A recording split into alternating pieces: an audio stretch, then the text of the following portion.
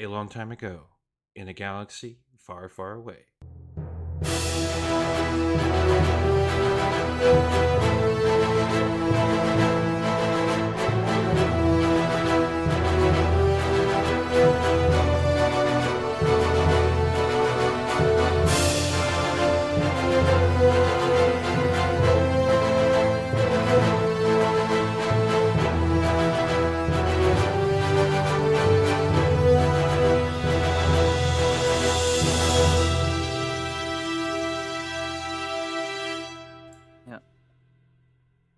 Yeah, and then we'll start our background recordings. Meow. All right. Holy crap, we're doing this. All right, I will remember to clap for this one. Ready? 3, 2, 1. Ow. Hi, everybody. How y'all doing? Good. Oh, I thought you were asking the Grand. audience. Hi. Oh, Off to a great start. I'm sensing a theme. Who talks first? You talk first? I talk first? Yeah, right. Well, y'all, listeners, thank you so much for checking out our podcast.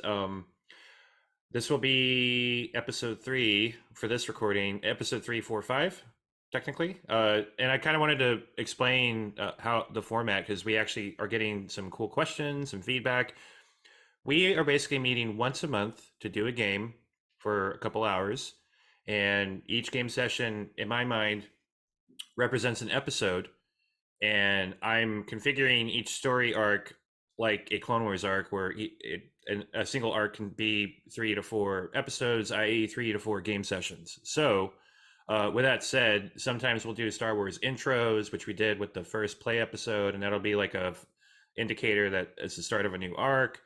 And then we'll spice up every session into roughly 3 to 4 episodes. That's kind of how it'll work. So that said, thank you all so much for listening to us. I'm really flattered that folks are enjoying our chaos. And I have to tell y'all, as someone that's running a game, I'm having so much fun watching these folks with their characters, telling stories. It has been a blast so far. And I've been looking forward to getting together with them for weeks. I've had the benefit of editing this podcast and listening to our game over and over again, and that has built up the excitement, and I can't wait to do this, especially since last game we left on a bit of a cliffhanger. So with that said, do you all have anything you want to say before we jump right into it? Thank you. Thank you for listening. Yes, thank you. Awesome. Hey everybody, post-production Chris here. I just wanted to give a personal tip for our fellow dungeon masters, game masters, storytellers, whatever they call you, people that love to run games. It is totally cool to change your mind and mix some stuff up and change some details. For example, last episode I described the ship that our heroes are encountering as a Corellian style vessel, but I decided to change it up because it just wasn't scary sounding enough. So I went ahead and did that. So just for the listeners' note, I did change the configuration of the ship. I'm allowed to do that on the DM, but also your players probably aren't going to remember anyway. So with that said, let's get back to the episode. So when we last left the Phantasmal Squonk, y'all were in hyperspace. The collision detectors on the ship suddenly alarmed, and you were immediately thrusted out of hyperspace into a uncharted asteroid field. In this asteroid field, there was a other ship that, if it were to look like an actual living being, it would be a winged beast with a single long arm coming out from the body with long claws at the end, designed to grab something like maybe a ship. But this is not a animal or a beast. This is definitely a spaceship. Its outside resembles something that's been kind of put together, made from several pieces of different ships. Nothing quite matches, and none of you have ever seen a ship like this before. It's very custom looking, and there's even parts of barbed wire sticking out of the sides. There are also symbols of lightning carved into the side of the ship. There it is. So with that said, what are your characters' initial reaction to this? One in, how fast can we get out of here? Jump to hyperspace, how fast can we calculate a new one? DM, how fast can we get out of here to calculate a hyperspace? Get out of here. Well, let me look that up real quick. So I'm going to look at your... the DM is geared towards Dungeons and Dragons, and I'm going to have to look up the skills on the Star Wars 5th edition, which is, by the way, reminder for listeners, that is the system that we're using. It is associated with 5th edition D&D, but not officially. A group of people wanted to make a D&D conversion for Star Wars, and that is the system we're using. That was a couple questions that came up, and if you're familiar with 5th edition D&D, it's very easy to learn 5th edition Star Wars. So with that said, you're gonna have to make me a... Is that computer roll? No, that's wrong character sheet. Would it be technology? It would be technology, or I'm looking up the rules real quick to see if calculation of hyperspace is different. Yeah, let's go with technology. That sounds good. Make me a d20 roll and add your technology bonus. Alrighty. With a 0 modifier, that is a 17. Well, a lot of it is dependent on the sophistication of the ship's navigational system, and it's not very good. So you need at least a good 10 minutes to calculate a new course. I can calculate a course if we have 10 minutes of uninterrupted time. We don't have 10 minutes. Then I cannot calculate a course at this current moment. Win, what is that? That is a ship. It's not a good one, I can tell you that. Ain't no ship is gonna be put together like that Oh my if god, it's is doing any transporting or guarding. it one of the Anaka clan pirates I heard about, or those Nihil? DM, would I know anything about, like, because of my background as a spacer, would I conceivably know any potential information about what this ship is? Can you make a lore check? I absolutely can. Oh, that is a natural 20 plus 3 is a 23.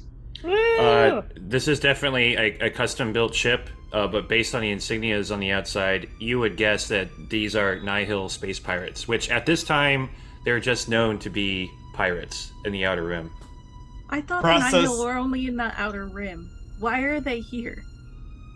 Well, process of elimination, that is almost certainly a Nihil ship, which means we're Crift. We'll start with that. Nihil, not known for leaving their victims alive. So I'm And gonna then go get Sasha. I'll be right I turn back. to look at Lysander and go, "Not you though, you'll be fine."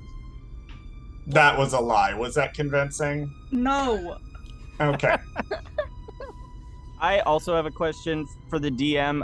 How long were we in hyperspace before we got yanked out? You were in hyperspace for a few days. A few days. Okay. So, conceivably, not as close to the center of the galaxy as we were. You're not exactly sure where in the galaxy you are. You know for sure you're not in the Core Worlds area. Okay. Or Core Worlds region. So, Gauss has currently left the room. She is going to go to her room to get Sasha. And what is Sasha? It is her way bright hunting rifle. Naming Laughs. guns, I love it. Laughs in amphibia jokes. Aw, I love that. Thank you. I'm a nerd. A alarm goes off in the cockpit. You're receiving some sort of transmission from this ship. We are receiving a transmission from this ship. Well, what do we do? Do we answer it? What do you want to do? As Who's captain, captain? I As suggest captain. that we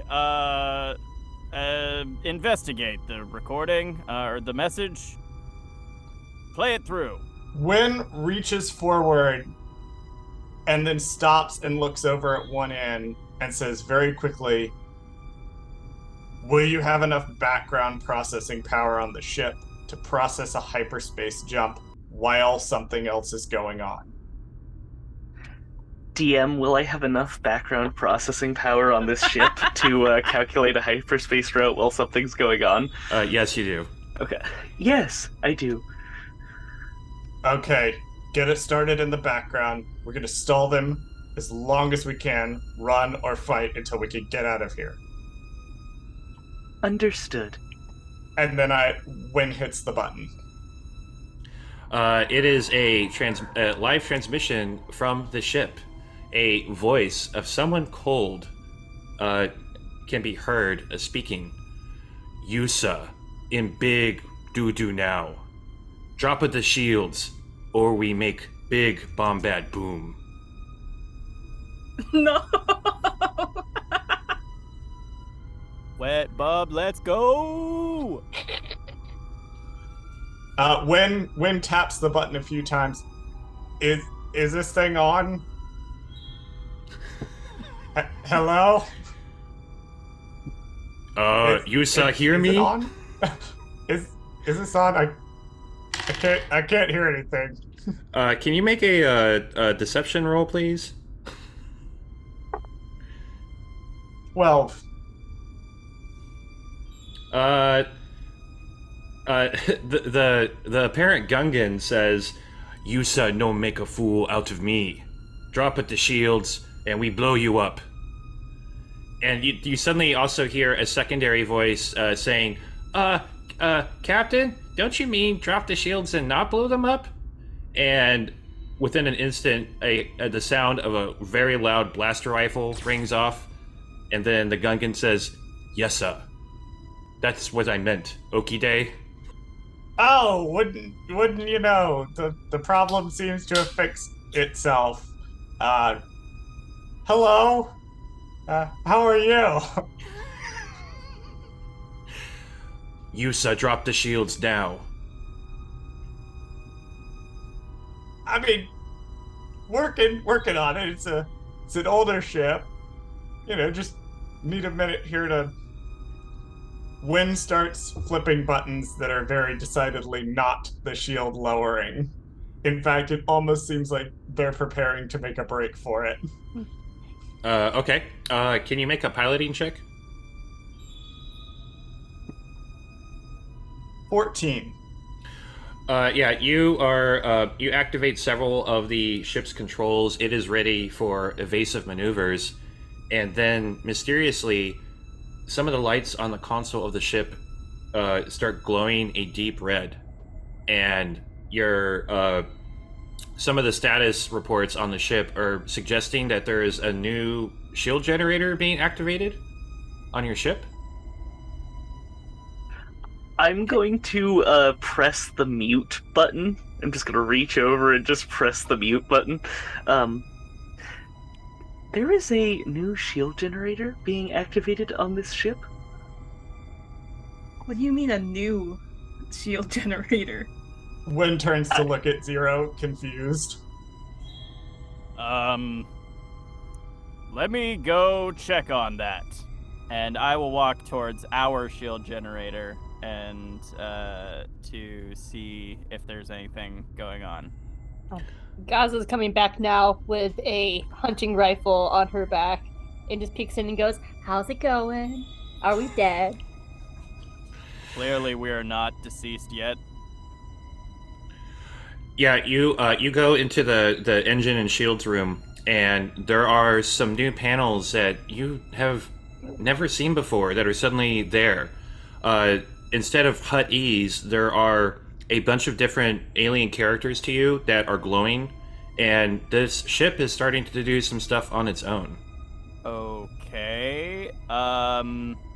Do we have comms back here to the cockpit? Yeah, there's an intercom system all through the ship. All right, I'll activate that and inform everyone else of what I just saw, and be like, yeah, I can't read any of this. Maybe, one end, could you come back here and help me? Your captain needs assistance. First off, the captain is floating right here in the piloting room. Secondly, on my way, and I'm gonna hover on down to see what these characters are. Wait! Don't we need them to jump into hyperspace? The background processes are running. It should be a few more minutes. Okay. The ship's calculating. Cool. So when you go down and you see these characters, your processor begins to translate them. I need you to make a wisdom saving throw. Oh, lovely. Okay, wisdom, the thing I definitely didn't use as a dump stat. Yeah, okay.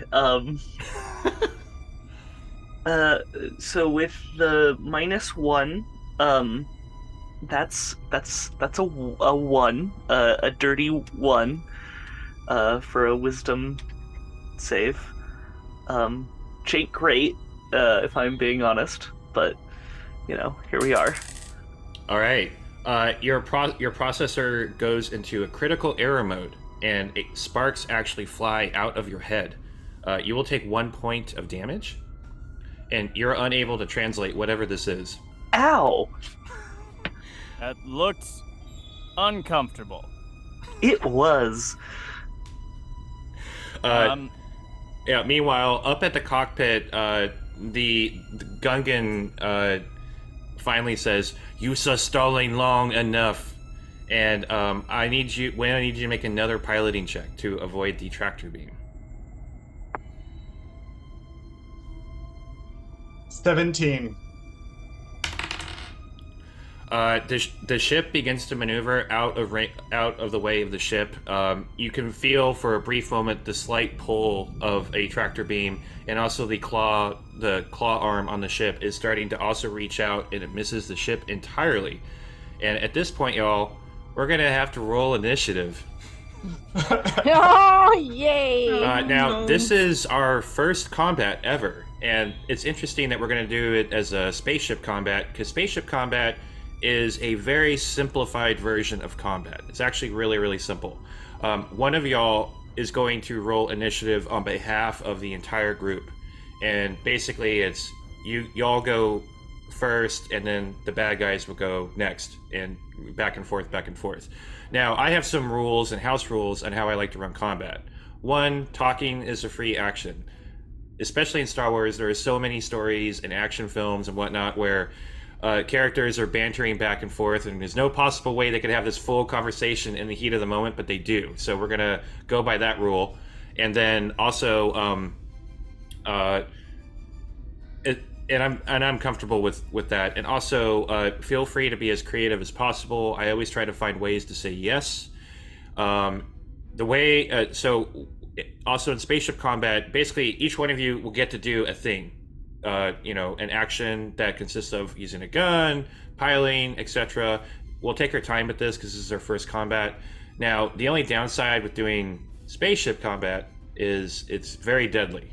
So, because if the ship explodes, you explode too. So, but we'll figure it out as we go. So, which one of y'all is going to roll initiative on behalf of the entire group? Well, who has the best initiative modifier? Definitely Good question. Not me. I don't have any modifiers. No, Where- I have 1. Where would we find that? It's your dexterity modifier, I believe. Yeah, generally it's your dexterity modifier.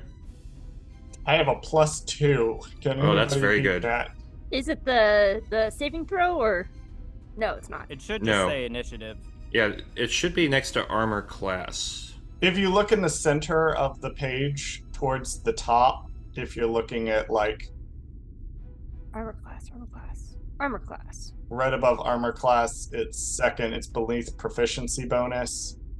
You may actually click over to what looks like a hand or a fist. Ah. That'll show you what your initiative Oh, okay. is. Yeah, I'm +2. I actually have a +3. I was reading the wrong thing. Ah. Well, then we'll let the +3 do it. Yeah. I have a Sounds good. -1, so definitely not me. As your captain, I will roll this initiative. So don't be mad at your captain.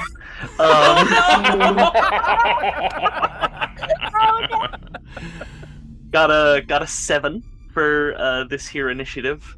Well, Not terrible, but not great. well, just a quick reminder: I am the world's worst die roller, so I am on a 4. So the group goes first. Yay! So at the beginning of this combat round, your ship is currently piloting away evasively away from the ship. Before we set that up, I would like to state what exactly happened in character the minute Win hit the thing. Because as soon as Wetbub told them to stop stalling for time, Win says, "Yeah, boring conversation anyway," and hits the thrusters. Gaz was gonna try and flirt with him to stall. Oh my god. I can see it. I can see it. assume that since the ship suddenly just thrusted forward, if we're standing and not strapped down, are we okay? Yeah. It And I have 2 questions to add. Where's the box that we got last time and all of this? And also, does the Squonk have guns and where are they? the Squonk has 1 gun. It's I believe it's on the side of the ship, and you can. It's similar to the Falcon. It's a pod you can get in and you can move it around. The box, I believe, is still in the cargo hold where you left it. And if you're standing around while the ship is suddenly moving, you can kind of hold on to the wall right now and kind of lean into it to not fall. It's not that bad, but definitely you are going to want to sit down at some point. I definitely remember trying to give whatever was in the box snacks last time. So My knowledge of the excess freighter, I would have to check this in between games, but I do think it does have 1 big gun on the side and then guns on, I believe, the top and maybe the bottom, but they were probably stripped out. So maybe that's an upgrade that we can get, is we can get actual turret guns, but I think the smaller guns were the turret guns and the big gun on the side. cool. Let's survive first. Good idea. Note to self: be Old Republic nerd and look up specs for X2 or There you the go. XS ship. I keep wanting to call it this too. Yeah, according to ship specs, there is 1 large turret on the ship. It is not in good condition. Great. And also, just a reminder, you are also in an asteroid field, so it's considered hazardous area.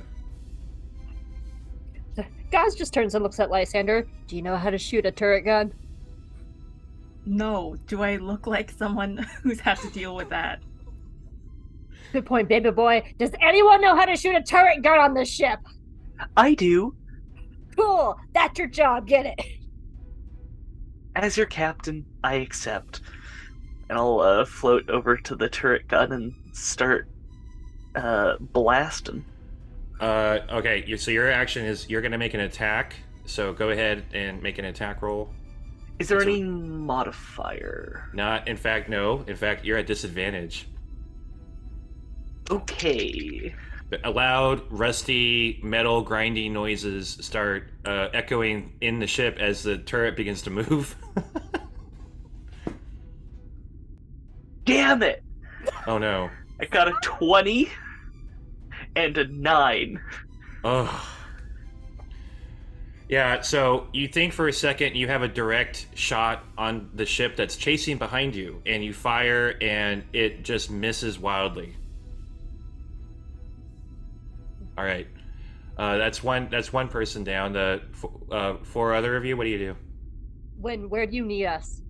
What can we do to help you best? See if Zero needs support. If Zero doesn't need support, keep the ship running. We're going to move as fast as we can. If you can, scout out defenses for possible boarding party. they're going to Cool. try to disable us and board us first. Right. All right, All baby we boy, need let's to- go.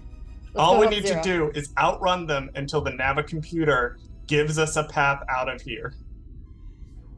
Baby boy, you got any weapons on you? I have a blaster, yeah. All right, let's go. Congratulations, you're about to learn how to shoot. Okay. So- oh, I was just gonna say, so I start heading towards Zero, but I don't want to say what Lysander does. Okay. I also will go check on Zero to see what's Okay. going on. Zero Okay. would like to try to talk to the hyperdrive. Ah, very cool. That's a technology roll. Okay. That is a big ol' 6. You're expecting that to be able to communicate to it in either data or HUDs, but it's making all kinds of weird noises and it's not making any kind of sense. However, you do see that the hyperdrive seems to be calculating very quickly. I suppose I will. Well, how soon does that happen before Gaz and Lysander show up? We'll say they show up right when you determine that. All right. So I turn back and say, so the hyperdrive isn't feeling very chatty today, but it is making some rapid calculations, which I cannot comprehend. Awesome. Great. Is there anything we can do to make it go faster? Possibly. Let me check. And, Okay. and I guess, all right. I used an action, so I feel like I probably can't do another thing. Reading is free action. Oh, okay. Isn't that true about life? And it's fundamental. I guess. Gosh, I don't know what to do. Can I try to? Okay, here's a wild thing. Can I try unplugging it and plugging it back in? You sure can. You sure can. Can you make a technology roll? Yep. That's a 13.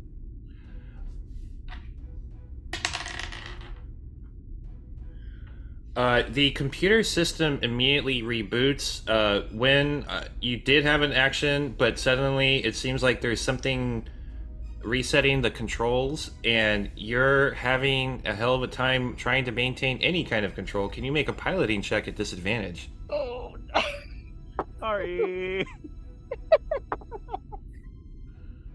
At disadvantage, that is a 12. Okay, one sec. Oh god, I'm rolling terrible today. The ship death blossoms, which means it just begins spinning around and twirling about.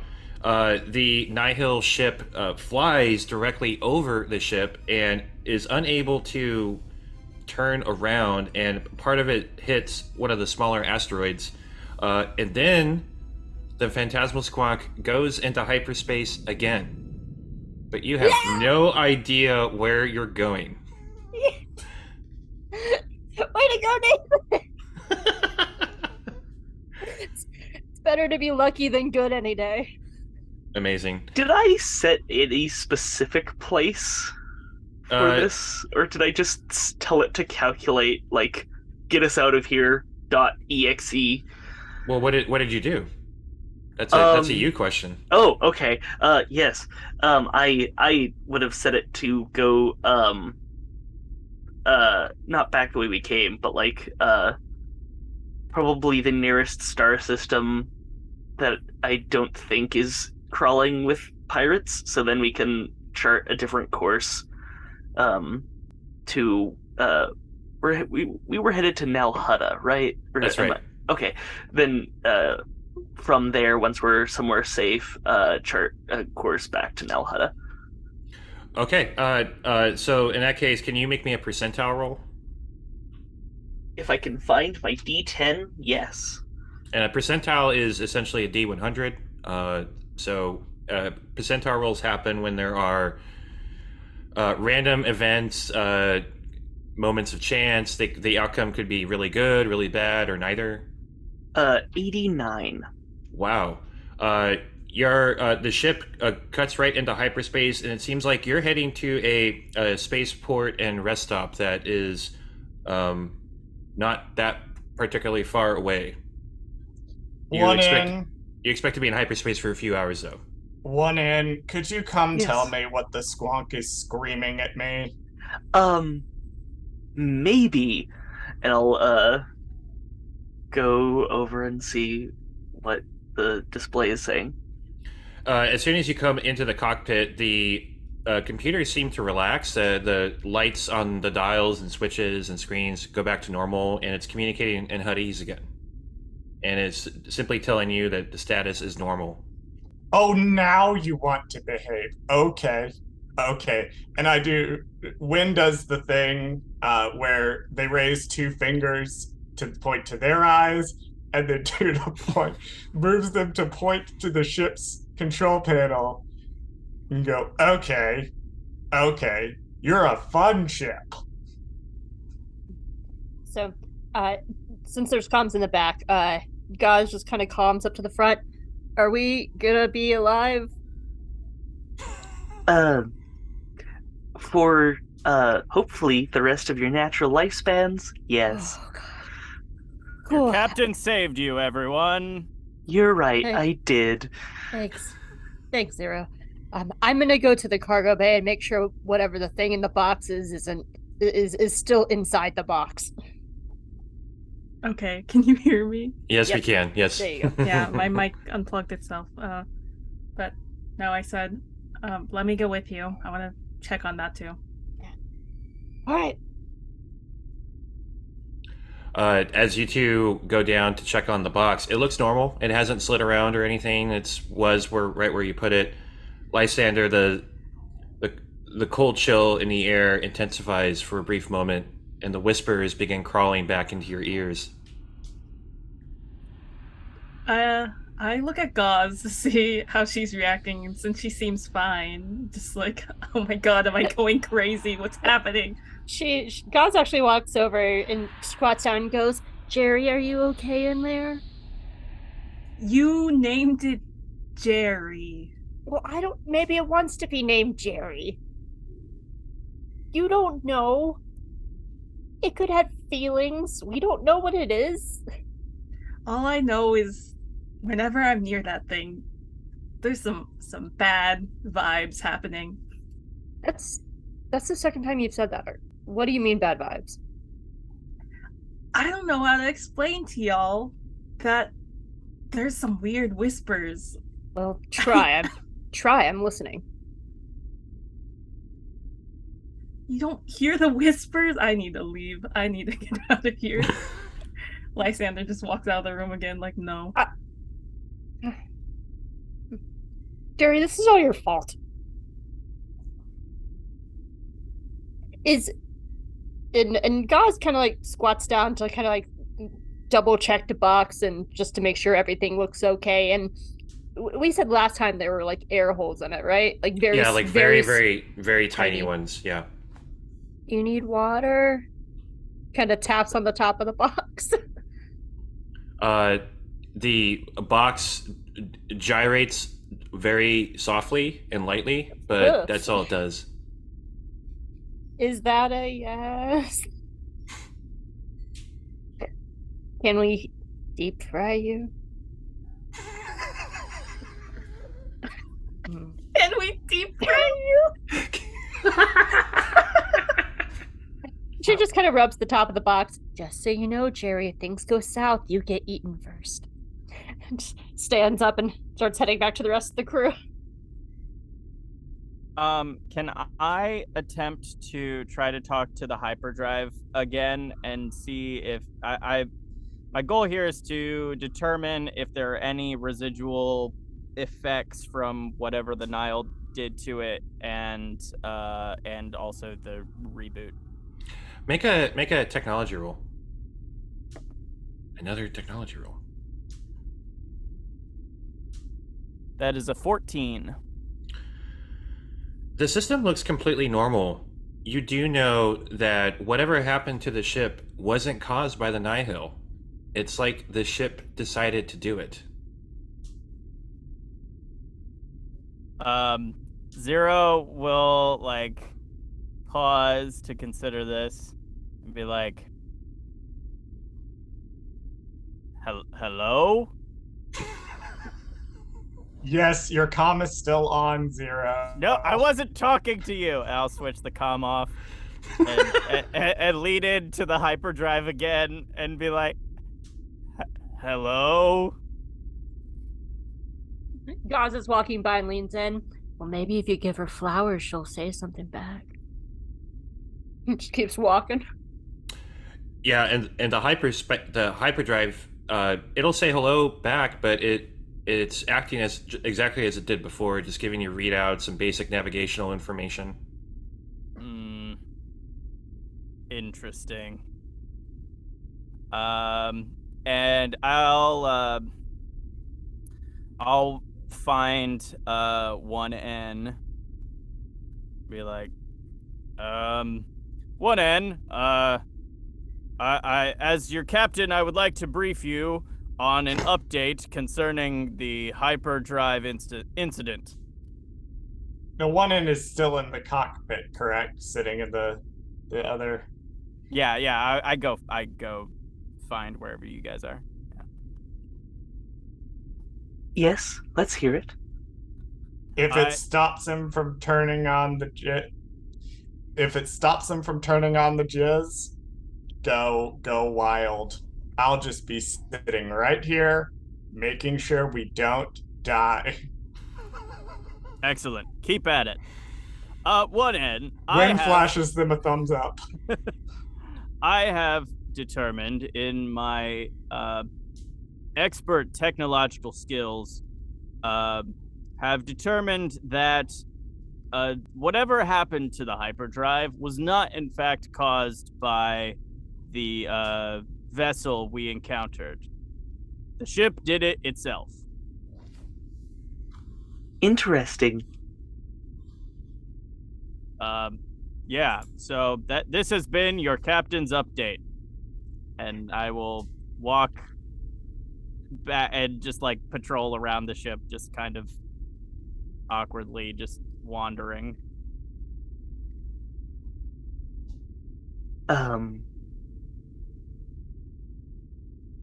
Win. Yes. There goes my blissful, glorious no one talking to me. Yes, 1N. Might I suggest that when the next time we land, we leave at least one person here? I believe someone was on our ship while we were off of it at Coruscant. Yeah, that's probably wise. Or maybe we should invest in some better alarms and security systems. Of course, with what money, I don't know. I mean, who are we going to leave on the ship anyway?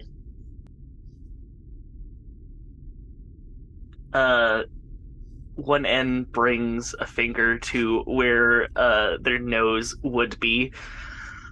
Not it. Wynn has an expression on their face as though they are contemplating the choices in their life that have led them to this exact conversation. Where is Lysander? Good question. I think I left the cargo and am just chilling, maybe in my room. Cool. Gaz comes up to the cockpit and just leans in the door. Hey, Wynn. Yeah. Do we know anything about that box that you and one end got shoved on us? Well, for starters, it's everybody's box. It's the job. We got the murder shoved on us. So But the do box we was everyone. have Uh, any details from like the mission on it? Don't when open the box. when reaches to their side and pulls out a data pad, they swiftly check a few things on the data pad before looking up. Not that I can find. If it was important, I would have noted it, but I didn't. So I think it really is just here's a box, move it from point A to point B. I know. It's it. I don't know. I there's something about that box. It's doing something to baby boy. What, the kid? Yeah, he's talked about hearing voices again. We don't have the money for a psych droid. I If the voices turn murderous, then we have a problem. When pauses. I don't Wait, even. did kid say what the voices said?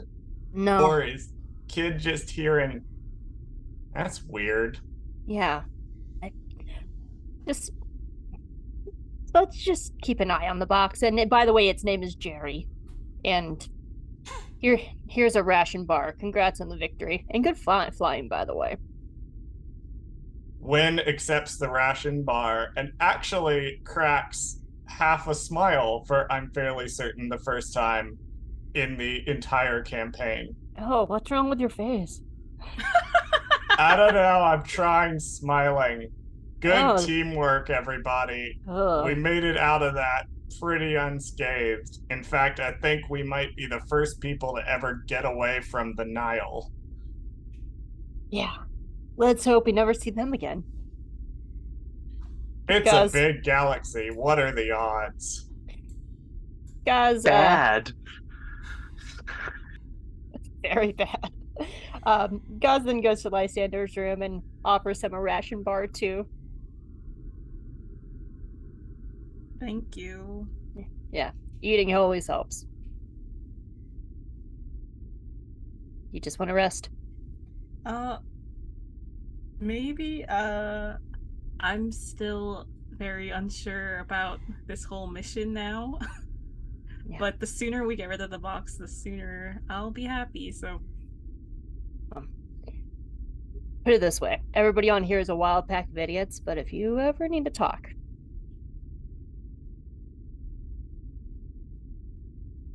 Lysander just takes a bite of the little ration bar and like gives Gaz a thumbs up, like okay.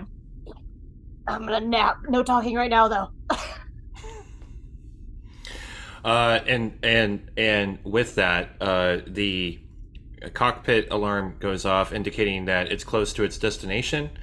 But also at the same time, back at the asteroid belt, Captain Thess, the Gungan general pirate, is angry and frustrated. He can't believe someone managed to escape him. And it is at that moment a crew member of his approaches him with a data pad.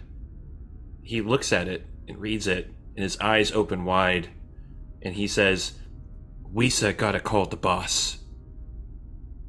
And with that, let's take a break. Well, everybody, that's our show for the week. Thank you so much for listening. We really appreciate it. If you have the time, and we certainly hope you do, please leave us a review on your podcast platform of choice. We would really appreciate it. Also, tell your friends about us. Just a quick reminder that the music provided in this show is created by Grushkov.